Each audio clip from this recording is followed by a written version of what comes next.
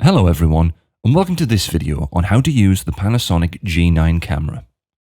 The G9 is a mirrorless DSLR style camera capable of shooting in multiple resolutions, bit rates, and formats. And whilst it's advertised as a very well equipped photographic camera, we'll be using it for its equally impressive video capture. First things first, you'll want to charge the battery. To do this, slide open the door on the battery panel and press the tab to spring out the battery.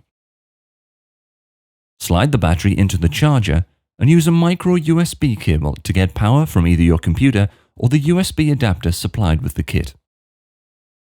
The battery is quite high capacity, so it will take a few hours to charge, but once it's done, the charge light will go out and you can slide the battery back into the camera and lock the door shut. The SD card lives behind this door on the camera's side. Open it by sliding the panel towards you and then push the card to spring it out. Reverse this process to put it back in again. To turn the camera on, first make sure the mode dial is set to the film position. Then rotate the power switch to the on position. Fold out the screen so you can see what you're doing. Since this camera has so many modes and settings that the previous user might have changed, it's worth making sure that the first thing you do is to reset the camera to its factory settings. Press the menu button on the back of the camera and use the joystick to navigate to the settings menu. That's the one with just the little spanner icon. Here, scroll down to page 4. Highlight the Reset option and push the joystick to select it. Choose Yes to the following 4 messages to fully reset the camera's settings. Next, you'll want to format the SD card so you've got the maximum space available for filming. To do this, scroll down to page 5 of the settings menu and select Format, then Slot 1. The camera will ask you to confirm that you wish to proceed, so select Yes to wipe the card. With that done, you'll be returned to the main filming screen. Now we can set up the camera for doing some filming. First, you'll need to turn off all the automatic options for exposure so you've got full control of the image. To do this, enter the menu and scroll to the very top option on the left. That's the motion picture menu.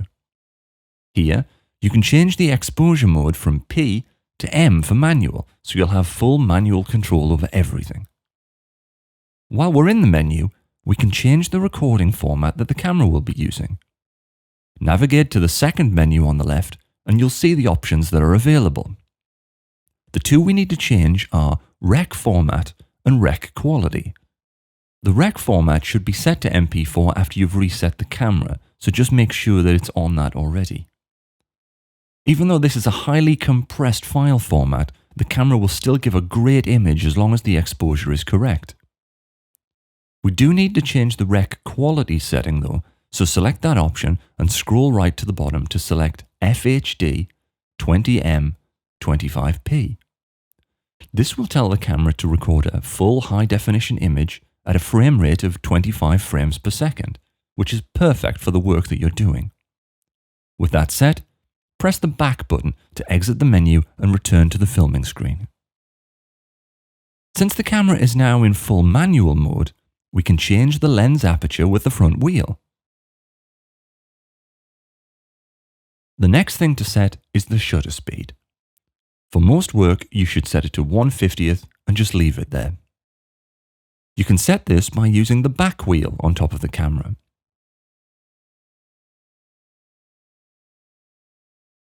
Your final control for exposure is ISO, and you change that by pressing the ISO button on top of the camera and then using the joystick to scroll to the value you need.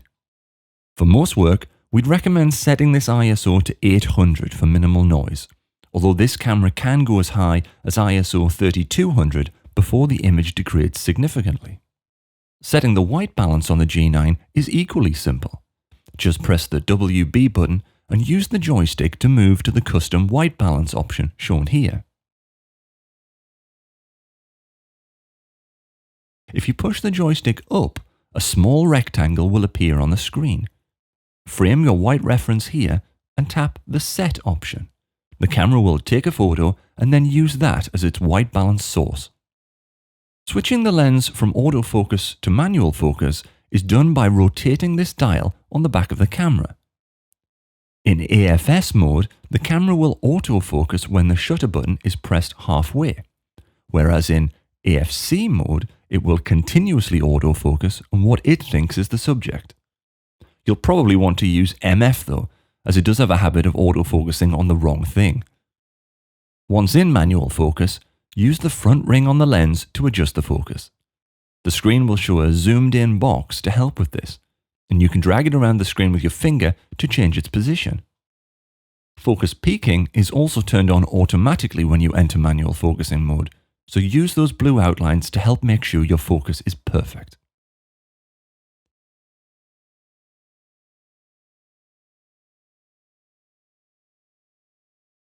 If you're using an external microphone, then slide it onto the hot shoe and screw it in securely. Once attached, you can plug it in here in the mic socket on the side.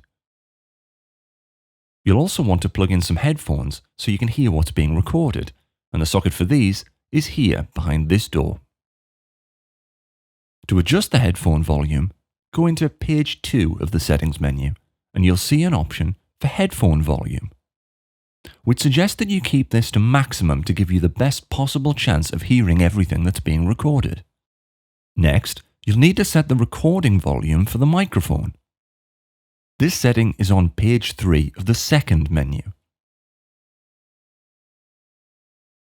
Here, select Mic Level Adjust to make changes to its gain. Remember to turn the mic on, of course. Also on this page, make sure that you've got Mic Level Display set to on and Mic Level Limiter set to off so that you can see what the audio is doing and also stop the camera taking control of the volume. Back on the main filming screen, you can make quick adjustments to the mic level by tapping on the camera icon on the right of the screen. Then click on the microphone icon at the bottom to change the mic level. Tap up or down to change the input level, which you can see shown here on the left of the screen. The LCD screen will automatically switch off if you look through the viewfinder. This is due to a light sensor at the bottom of the eyepiece. If you're finding the screen is switching off as your hand moves nearby, simply press the FN3 button twice to disable the automatic switching feature. With everything set, just press the red record button or push the shutter button fully to begin recording, and then once more to stop. If you want to play back your clips, press the playback button here on the back of the camera, and then use the touchscreen to navigate through your recordings.